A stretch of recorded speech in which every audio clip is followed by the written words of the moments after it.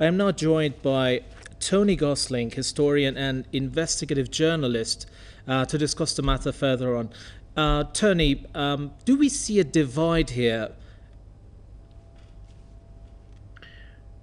Well, you mean within the West, between the different responses? Yes. I think both. I mean, we always call it the Anglo-Zionist Empire. At least my circle of journalist friends, etc. This is the label we use. You won't hear that on the mainstream press anywhere else in the West, really, but that's what it is. And it's a US, generally speaking, US-UK alliance. Many of the European countries, the French, the Spanish, for example, the Hungarians have different views of these international conflicts, particularly, the Hungarians with the Ukraine conflict, but and the French, for example, with the Gaza conflict, and but the core of it is the United States and Great Britain, and of course it was Great Britain and the United States who were major founders of Israel. So you can see there is this Zionist. And many would call it Christian Zionist, where I would say the Christian Zionist is not really a Christian at all. If they're also a Zionist, then they're a conflicted person. That they are the sorts of groups which support Israel at the very core of the British establishment and US establishment. So yes, there are divisions, and these divisions are being expressed at the moment because of this absolutely despicable act by the Israelis last night. Of course, it's not just Netanyahu, although isn't it interesting how he just sat down blithely in an office at the United Nations, of all places, to order this war crime. And I would have thought that if the United Nations is worth anything, that the security guards should have turned up in his office and said, you're not allowed to commit war crimes here, and either arrested him or cast him out of the building. But that's because, as the Russian Foreign Minister Sergei Lavrov pointed out today, the United Nations is really failing in a lot of ways to really deliver the goods. And so this is why we've got the emergence of the BRICS nations, who are starting to build a separate political and economic international order as a result of the crimes and the excesses of mainly the United States and the Israelis. So yeah, the attack on Nasrallah, it's good to hear people playing his final speech, because you can see the guy is not a maniac. He's talking about peace. He's talking about measured response. He's talking about how the indigenous people of the Middle East, that is the people who have been living there for centuries, for thousands of years, rather than those that have just shown up in the last 80, 90 years or 100 years or so since the British annexation and takeover in the First World War of Palestine. So he's really expressing the feelings of the region rather than the interlopers, the war criminals that have now taken over. And it seemed to be trying to turn South Lebanon into another Gaza, basically just to start destroying everywhere and everything in pursuit of Hezbollah, as the Israeli Defense Forces have supposedly been pursuing Hamas in a similar way. Now, of course, you can't pursue the government, which is an elected government in Gaza, without pursuing everybody, because everybody is there. And this is just a simple, stupid excuse in order to try and sell these criminal acts to the Western population, as if there is some kind of devious organization within the country. No, these are legitimate organizations. Both Hamas and Hezbollah represent large slices of individuals. And also, to kill a religious leader, a cleric, this is something like killing the Archbishop of Canterbury. Imagine if Adolf Hitler in the Second World War had the Archbishop of Canterbury assassinated. How would we feel about that? And that, of course, is how the Israelis want the Lebanese to respond, with anger. Actually, the attempt is to dishearten the country. Actually, I think many people are not disheartened. They are more resolved to stand fast against the Israeli fascistic and racist aggression and to beat it down, as I think they will ultimately. Thank you so much, Tony. Please stay with us. We've got also Charlotte Cates, international coordinator from Samidun Palestinian Prisoner Solidarity Network from Vancouver, with us. Welcome to the show, Charlotte. What do you think Netanyahu wants to gain or aims to gain by this assassination? Because we know that Hezbollah is not just a military organization. It's based on an ideology, and simply eliminating a leader from the group is not going to change the ideology. Somebody else is going to come in his place and continue the path. So what do you think is the ultimate goal here? Time and time again, we see the Zionist regime attempt to use the weapon of assassination against the Palestinian people, against the Lebanese people, against all of the populations and movements that rise up to defend their land, their sovereignty, and their future, and who seek a world free of Zionism, imperialism, and colonialism. And time again, I mean, we see this from the assassination of, for that matter, Sayyad al-Musawi, who Hassan Nasrallah followed as the leader of Hezbollah, only to come forward for the liberation of the south of Lebanon from 18 years of Zionist occupation, only to then defeat the Zionist army once again in 2006 and expose its weakness before the world in the face of a people's resistance rooted in the land and rooted in the people, the Lebanese resistance led by Hezbollah. It was Sayyad Nasrallah who rose as a leader out of yet another one of these Zionist assassinations. We've seen it directed against the Palestinian movement. Of course, we've all just seen the assassination of the martyr Ismail Haniyeh. We've seen it in the assassination of Saleh al-Aruri, but this is a policy for years, and the assassination of Fatih Shikaki and Abu Ali Mustafa, of Abu Jihad, of Abu Yad, of Ghassan Kanafani, of Sheikh Ahmed Yassin and Abdulaziz Rantisi, and all of the martyrs of Palestine. So they constantly use this assassination policy, partially because they do believe that it can be a mechanism to kind of break people's will or quell their resistance. And even though the evidence clearly points to the contrary, I mean, evidence over the years shows time and time again that the Zionist regime has never succeeded in crushing any of the movements of the people, and that, for this matter, imperialist powers and colonial regimes around the world have never succeeded in crushing the popular resistance through assassination of its leadership. They have always failed. Nevertheless, they continue to try to employ this policy. They want to break people's confidence in the resistance. They want to break people's confidence in the resistance's security and ability to defend itself and to defend the people. I mean, this is the same kind of policy that they're pursuing in using the mass terror pager and wireless device attack against the population in Lebanon.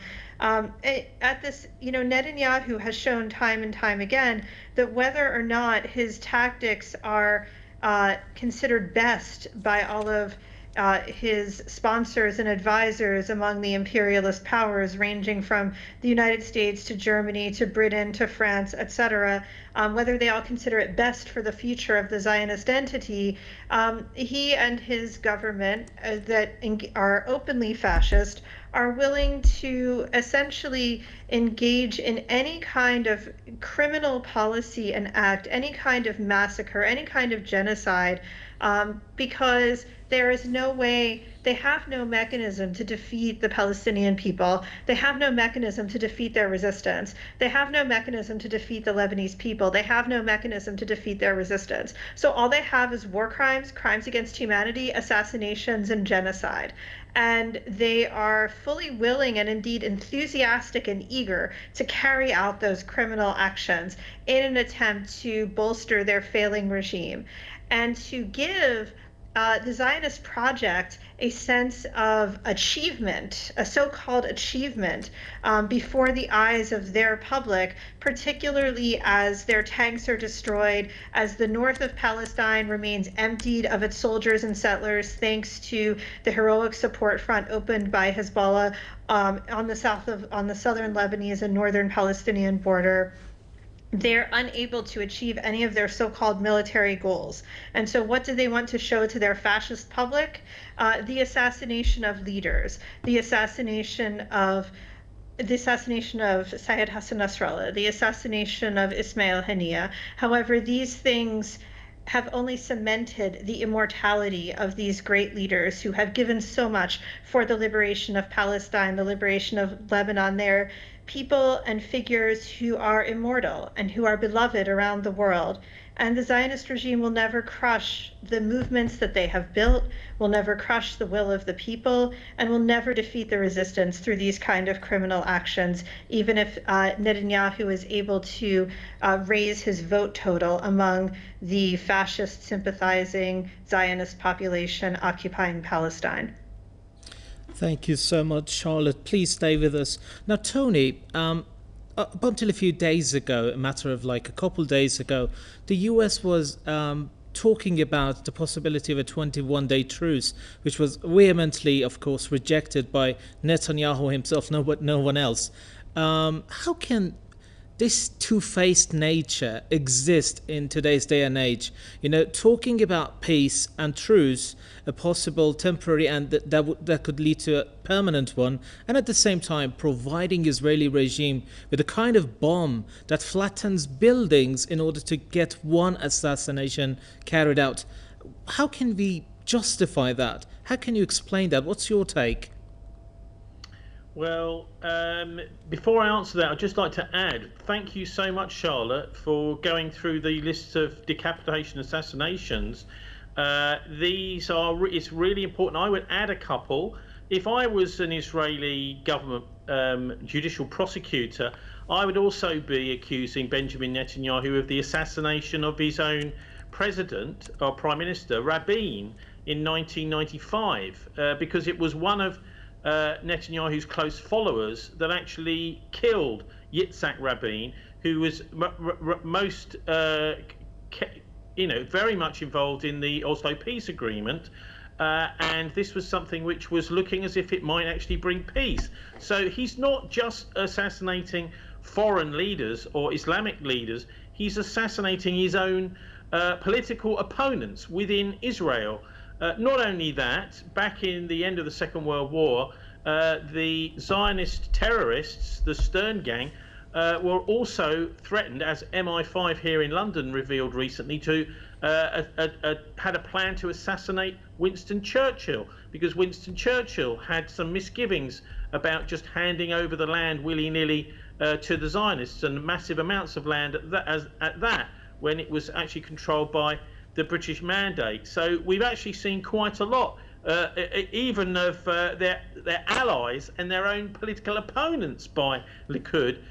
Also, it's not just Netanyahu who has scuppered this 21-day peace agreement, I think it was, that was suggested and recommended by some of the Western powers.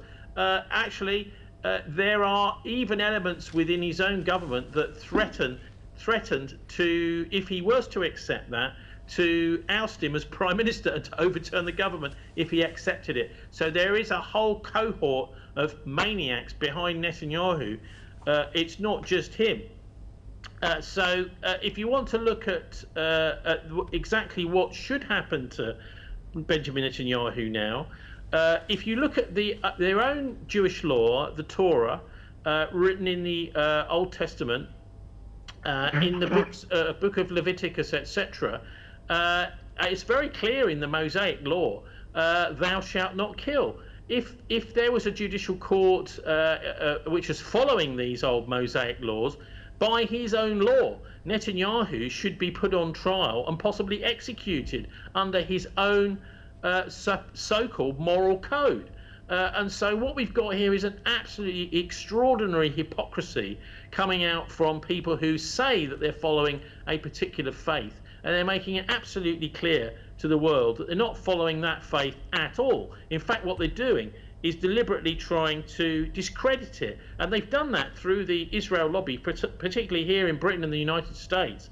For example, they've managed to have Hezbollah proscribed. Now, it's nice to see just the last few days and weeks, attempts in Britain to get that decision overturned, recognising that Hezbollah is, first of all, a legitimate organisation within Lebanon as part of the political system, actually, an elected political party, but also because the problem has been with the actual protagonists of this conflict actually not being Hezbollah at all. Hezbollah being completely within their own rights, as are Hamas, in organising the self-defence of their nations, of their countries, of their land, where they're under attack by the Israelis. So it makes absolutely no legal sense in international or national law, really, to have these organisations proscribed. And British journalists have been being arrested because they have expressed support for these organisations, where actually there is serious pressure going on within Britain at the moment to get that whole idea overturned. But of course that shows you the premeditated nature of the Israeli aggression. What they've done is they've gone round using their lobby to some of their allies to try and make sure that they can silence any kind of support that there might be within those countries for Lebanon, for Palestine, etc.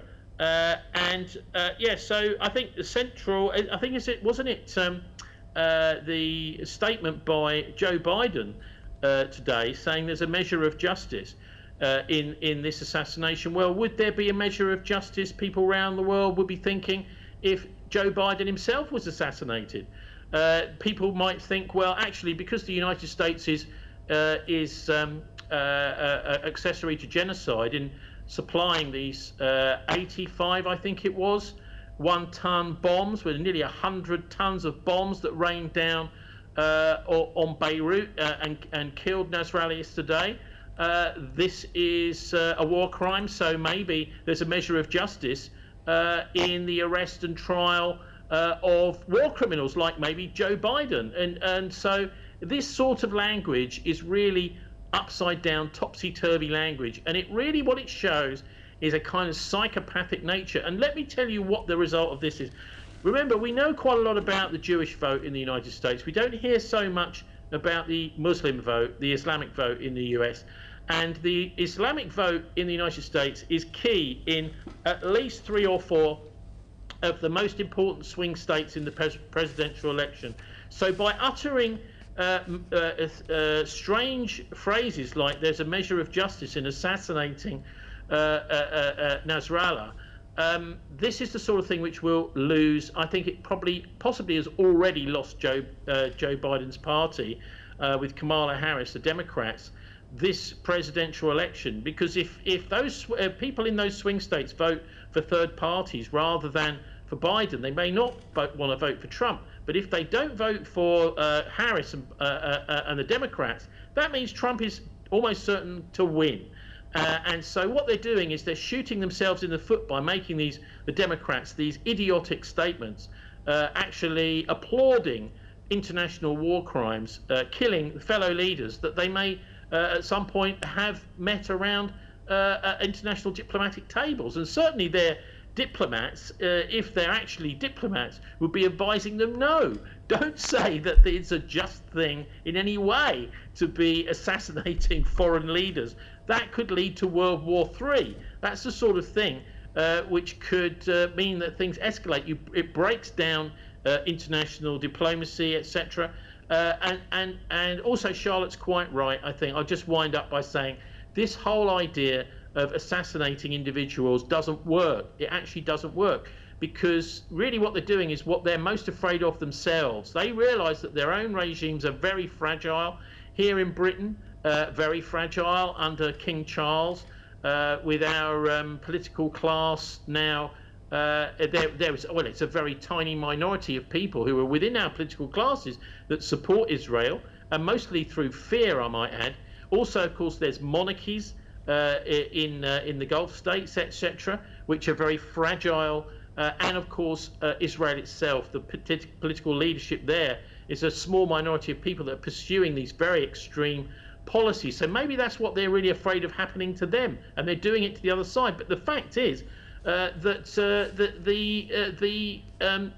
political organization, the military organization in places like Lebanon, in Iran, even in Iraq, despite the fact that it's been subject to this war so relatively recently, and Syria, are solid. There are hundreds and hundreds of people in the leadership, in the political classes, that are all been brought together by the aggression and the evil which has been brought to the region by countries like the United States and Israel. And so by assassinating individuals, there is no real cult around the individual so much, although obviously these people will be remembered as martyrs. It doesn't achieve what they want it to achieve at all. And all it does is solidify not only people in the Middle East, but the whole of the rest of the world looking in, whether it's Asia, Africa, or actually most of the population of Europe, watching this. And every time that they do something like this, Israel's credibility drops through the floor another time. And their nation is being, basically what they're doing is they're isolating themselves completely from the rest of the world community by these heinous evil acts. Yes, indeed. There is a new story right now because Iran's UN envoy has just addressed a meeting in there and said that, quote, Israel must be held accountable and face consequences for its crimes and numerous violences of international law. And also, again, quote, UNSC must compel Israel to immediately cease its acts of aggression in the region.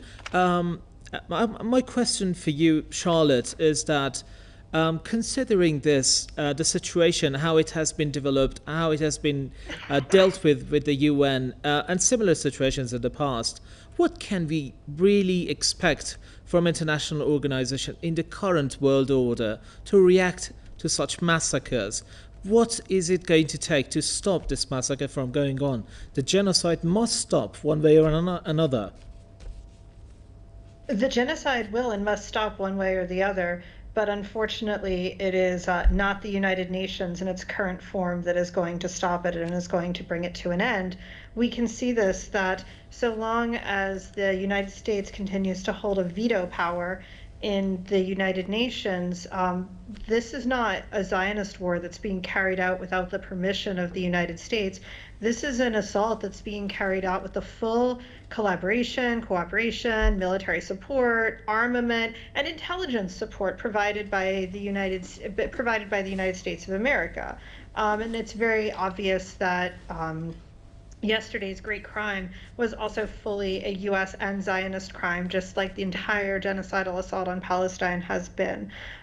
So there is never going to be, so long as the UN continues to be held hostage by the United States, then there is never going to be a mechanism for justice that's going to come out of the United Nations. Either the nations of the world through the General Assembly take their rights back, but back that up with power, back that up with strength, because right now the only forces in the world that are exercising their true responsibility under international law and the Genocide Convention to put a stop to genocide where it is taking place are Hezbollah and the Lebanese resistance, are the Yemeni people, their government armed forces in the Ansar Allah movement, and are the forces of resistance in Iraq, in Syria, and in Iran that are defending humanity. I mean, there are and are taking material action to do so. Of course, there are forces throughout the global south and around the world that are seeking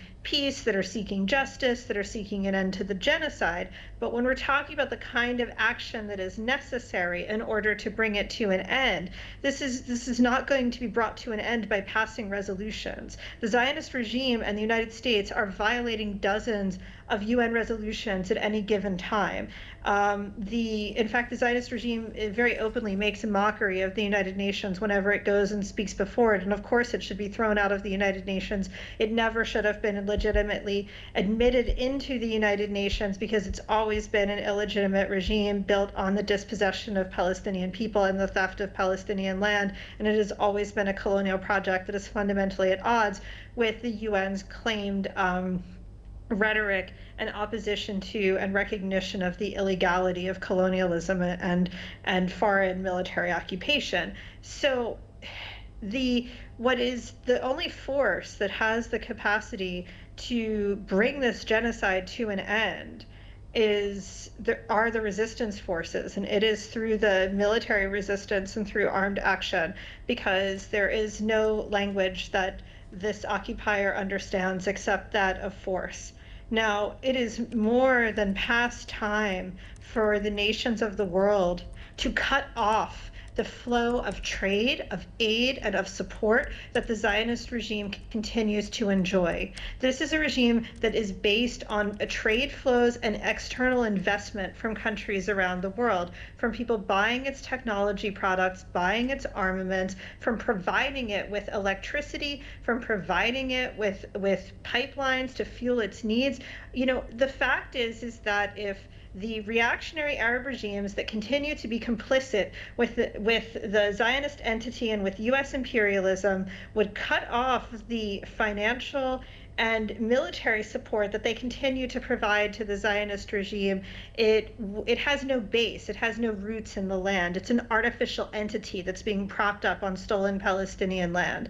And so if these states are concerned with the future of the Zionist entity, and they are concerned with what is going to happen if it is necessary, and it appears to be necessary, to bring an end to this genocidal regime through military action, well, they have the possibility to cut off the flow of arms and money that continue to keep this genocide going, and they're failing to do so. And it is the forces of the resistance that are currently on the front lines defending humanity and defending the people of the world against Zionism, imperialism, and its collaborators, the same forces that Sayyad Hassan Nasrallah spent his life confronting, opposing, and winning victories over, a victory that is sure to come for the Palestinian people and the Lebanese people in the future as well. Thank you so much, Charlotte Cates, International Coordinator, Samidun Palestinian Prisoner Solidarity Network. Thank you for being with us. I would like to ask a final question from you, Tony Gosling. What does this mean for the future of Hezbollah? Well, I don't think that we're going to actually see a lot of change, to be honest with you. It's okay. Hezbollah will carry on. I think many people in that organisation were expecting this sort of thing. I think anybody that stands forward as a leader in that part of the world, no matter what faith they're from or none, understands that by standing up for their fellow citizens and opposing the Israeli regime, the Zionists, stands a good chance of being assassinated. Many of the people understand that. Many journalists, many of my colleagues that have been working in Gaza understand as soon as they don that flak jacket that it may not protect their lives, because they are definitely targets. Anybody that is taking on the Zionists understands they may lose their lives. Anybody in almost any form, in almost any country actually, but particularly in that part of the world, obviously, and particularly in Lebanon. And we've had something like 180 specific journalists targeted and killed by the Israelis because, number one, they want to stop journalists being brave enough to go in there, but continually they do from many parts of the world still. But most importantly, they don't want any record of the war crimes that they're committing. They don't want any kind of evidence to be left from the crimes that they're committing. We just had last week the Israeli soldiers throwing off what looked like dead bodies off the top of a building, but they didn't really check to see if the people were dead. These are inhuman acts, utterly disgusting. Certainly the codes of behaviour within our armed forces do not supposedly allow for any of this kind of behaviour, and that's what makes can I say this is what makes an army a winning army, is if you have right on your side. This is an extremely powerful moral force and for morale within a fighting force. If you know that what you're doing is wrong and evil, you're less cohesive as a force, and that's, I think, one of the major factors which is going to decide what goes on. It's not just technology which the Israelis are relying on. So this is an act of desperation in a way. The idea of picking off foreign leaders with bombs, missiles. It's interesting, I think, to go into a little bit the targeting information as to how they knew where Nasrallah was, etc. Now, this is likely. We hear in the British news today, oh, probably human intelligence. No, I think it's much more likely they use electronic intelligence. For example, following phones, electronic devices. They'll obviously be using these very powerful US satellites for this sort of thing. But that's, I think, how these targeting is done. They're just literally watching electronic traces of individuals. In fact, I can even remember reading in Viktor Ostrovsky's book years ago about how the Mossad was using Burroughs' computer to follow around all the leaders of the PLO on a giant map on the wall, because they were using this surveillance system linked to this computer, and so they could see where the PLO meetings were taking place as these individuals moved towards a certain spot. They, I think, had bugs on their bodies or on their person, in their vehicle or something, and so they would then say, oh, well, we just send a bomb to where they all seem to be meeting. And so they were way ahead of the game in terms of electronic surveillance. And of course, this is the way that they wish to control their own population of Palestinians, is potentially just looking at their communications all the time. So there are 1,000 dead in the last fortnight in Lebanon. The Israelis are going to attempt to turn it into another kind of Gaza.